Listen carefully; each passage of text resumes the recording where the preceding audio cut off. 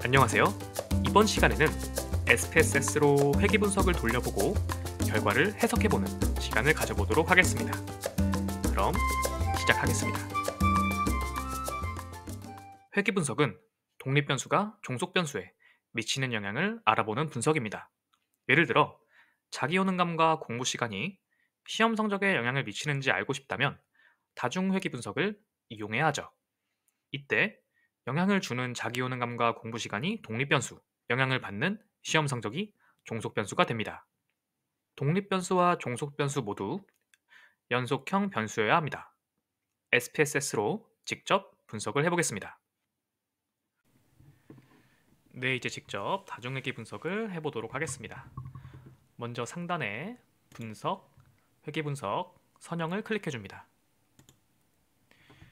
영향을 주는 변수인 자기 효능감과 공부 시간을 독립 변수로 투입해주고 영향을 받는 변수인 시험 성적은 종속 변수에 투입해줍니다.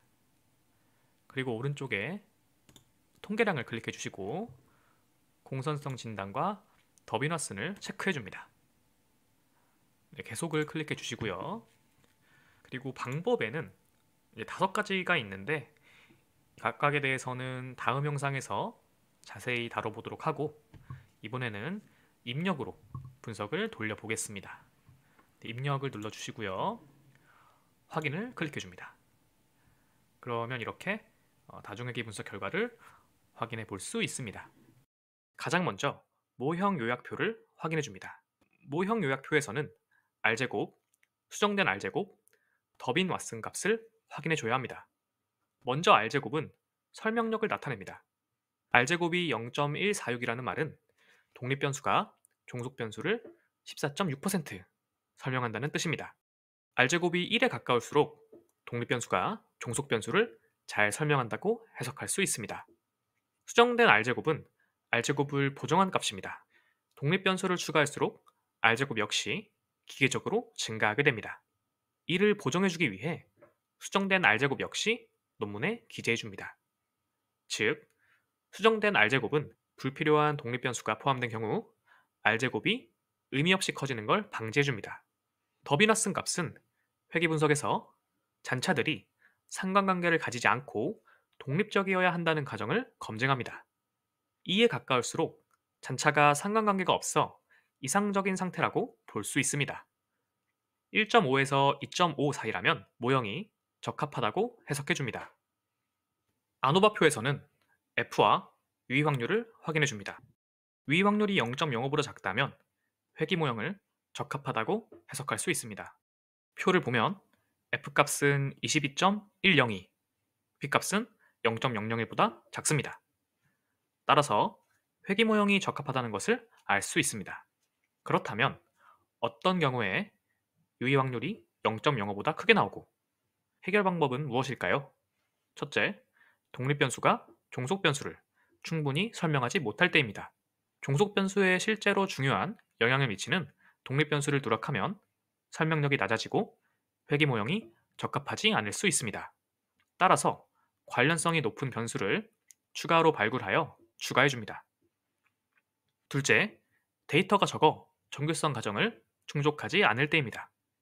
이 경우 데이터를 추가로 수집해서 정규성 가정을 충족한 후 다시 분석해줍니다. 셋째, 독립 변수 간 다중공선성 문제가 있다면 회귀 모형이 적합하지 않을 수 있습니다. 다중공선성이란 독립 변수 간 상관관계가 너무 강해 결과를 왜곡하는 정도를 말합니다. VIF가 10 이상이면 다중공선성 문제가 있다고 봅니다. 즉, 다중공선성이 높은 변수를 제거하거나 합쳐서 VIF를 낮게 만들어주면 회귀 모형의 적합도는 높아집니다. 이제 개수표를 확인해줍니다. 먼저 B는 비표준화 개수로도 불리며 독립 변수가 한 단위 증가할 때 종속 변수는 어떻게 변하는지 알려줍니다. 만약 B가 양수라면 독립 변수가 증가할 때 종속 변수도 증가하고요. 음수라면 독립 변수가 증가할 때 종속 변수는 감소하게 됩니다. 표에서 B는 4.044로 공부 시간이 1시간 증가할 때마다 시험 성적은 4.044점이 올라감을 알 수 있습니다. 만약 B가 음수였다면 공부 시간이 증가할 때 시험 성적은 반대로 감소한다는 것을 알 수 있습니다. 비가 양수라면 정의 관계를, 음수라면 부의 관계를 가진다고 해석합니다. 표준화 계수는 베타라고도 이야기하며 데이터를 표준화해서 계산된 계수입니다. 여기서 표준화란 평균을 0, 표준 편차를 1로 만드는 작업을 이야기합니다. 표준화 계수는 모든 변수가 동일한 기준으로 계산되기 때문에 종속 변수에 미치는 영향의 크기를 비교할 수 있습니다. 표준화 계수의 절대값이 클수록 종속 변수에 더 큰 영향을 미친다고 해석해 줄 수 있습니다. 표에서 자기 효능감의 표준화 계수가 0.240, 공부 시간의 표준화 계수가 0.232로 자기 효능감이 공부 시간보다 시험 성적에 약간 더 큰 영향을 미침을 알 수 있습니다. 그 다음 확인해야 할 것은 t와 p입니다. t의 유의 확률인 p가 0.05보다 작으면 독립변수가 종속변수에 유의한 영향을 미침을 의미합니다. 자기 효능감의 유의 확률이 0.004, 공부 시간의 유의 확률이 0.00으로 두 변수 모두 시험 성적에 유의한 영향을 미침을 알 수 있습니다. 마지막으로 확인해야 할 것은 VIF입니다. VIF는 다중공선성 문제가 존재하는지 여부를 나타내주는 값으로 10이 넘어가면 문제가 존재한다고 해석해줍니다.